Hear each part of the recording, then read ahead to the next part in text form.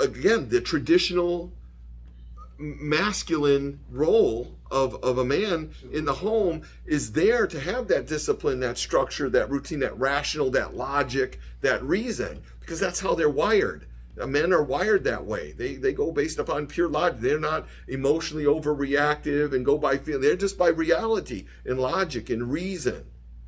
And they create that discipline, structure, routine because they know their purpose in life is to provide, is to be accountable, is to work, is to take care of.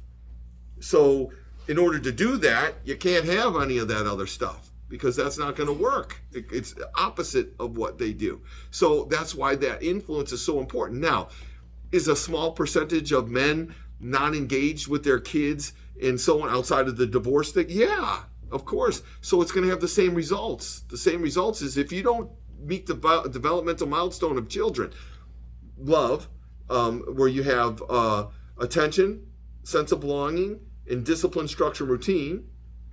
Those are developmental milestones. And if you don't meet that, that child's going to have horrible, horrible dysfunction. Plain and simple. Love, attention, belonging, safety, and security. I say safety and security because they work together. They're symbiotic. One has to occur with the other one. You can't have one without the other. So I count it as one. And safety and security simply means discipline, structure, and routine. And when that's missing from the family, whether it's not from the man, not from the woman, not from both, or one's missing or the other one's, it doesn't matter, does it? It's either gets done or it doesn't. If it gets done, you're going to have a well-adjusted child that's going to be successful at life 95% of the time.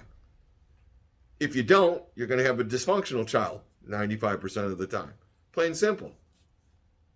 So I agree, there's exceptions to every rule, but I don't really care about the exceptions. I care about the rule. And the rule is when children don't get those needs met adequately, and they come from a home that's disjointed and dysfunctional, the chances of them meeting those needs and developing appropriately and having the skills necessary to be successful in life are non-existent. Now, can they get those later on in life? Yeah, but not without horrible suffering. Not without horrible loss. That's part of the process. To me, that's abuse. When you're setting up your child, knowing full well that your overindulgence and your insecurity as a human being limits your capacity to discipline your child because you don't want them mad at you, because you're so insecure as a person that you feel you have to overindulge them to get their love so you can have purpose and meaning in life. How disgusting and vile.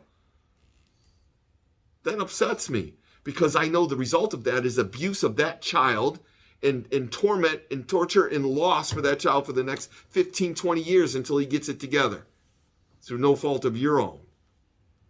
That makes me sick. Scott, you think a lot of these kids need a good butt whipping? No, I think they need discipline, structure, and routine. I had plenty of ass whippings, and that made me violent and angry and frustrated. So no, ass whoopings don't work. Discipline and structure and routine and consequences for actions that are immediately and enforced regularly and consistently from 0 to 5, you'll never have to bring out an ass whooping. Never.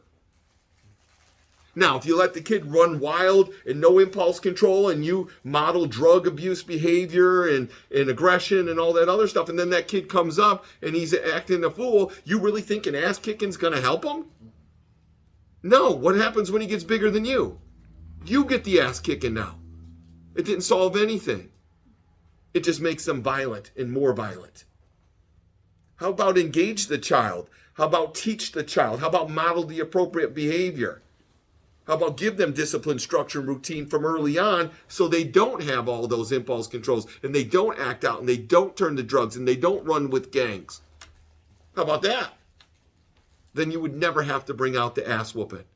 Spankings, I'm a firm believer of, while you're developing the impulse control. Because 2-year-olds and 3-year-olds, they don't want to listen because they're going to try everything. So you have to have that discipline, structure, routine. You're going to have to say no. You're going to have to remove stuff. You're going to have to be physical with them, not to hurt them. You're going to be proactive. You're going to be calm.